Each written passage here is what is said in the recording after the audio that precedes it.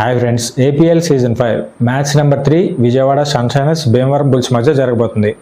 ఒకవైపు senior captain అయిన అశ్విన్ హెబ్బర్, మరోవైపు యంగ్ కెప్టెన్ అయిన హేమంత్ రెడ్డి. ఈ టూ టీమ్స్ అయితే చాలా స్ట్రాంగ్గా ఉన్నాయి టూ డిపార్ట్మెంట్స్లో కూడా. ఈ మ్యాచ్లో నేనైతే ఖచ్చితంగా మా హోమ్ టీమ్ అయిన భీమవరం బుల్స్కి అయితే సపోర్ట్ చేస్తాను.